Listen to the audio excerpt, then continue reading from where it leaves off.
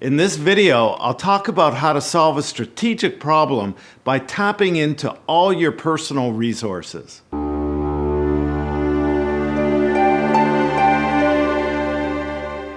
Hello, I'm Stephen Goldberg of Optimus Performance, bringing you practical tips and ideas on knowing yourself better to improve leadership, teamwork, and personal performance.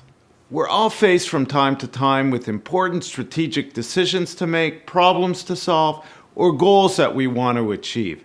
And sometimes these problems, decisions, or goals can really stop us in our track, cause confusion because we don't know the answer to the problem.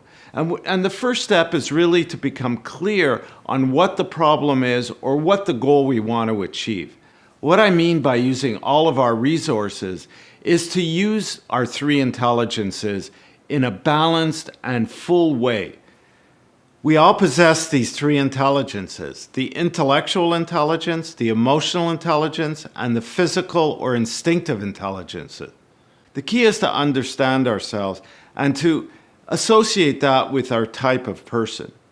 In his book, Crazy Zoo, Know Thyself Made Easy, Fritz Gloss actually guides you into understanding these three intelligences and going deeper by guiding you in understanding your type, choosing your type, and how that impacts you. So we all possess all three intelligences, of course, but we are dominant in one of the intelligences, and this is what influences our type. So I encourage you to read the book. The key is not to overuse any of our intelligences. If we are dominant, for example, in the intellectual intelligence, if that's our dominant intelligence, we probably tend to maybe overthink things when it comes to solving problems, especially strategic problems that have a big impact. We try and overanalyze it, maybe think it through too much, and this can cause more confusion. So we need to balance that with our emotions and our instinct as well. And trust, trust is a big thing when it comes to letting the answers come to us. Because we're built for success. Humans are built for success. We're success machines. But when we start overthinking things or become too engrossed in our emotions or trying to solve it in a physical fashion because maybe we're dominant with our physical intelligence, then we skew our intelligences. We're not using them in a balanced way. So one of the things I like to do is find out what the problem is, get clear on the problem or the solution that we want to have, the goal we want to achieve, and then put it aside, give it some time. Let my three intelligences go to work because they will. That's what they're there for. We have these intelligences to help us get to where we want to go, to achieve our goals, to solve our problems.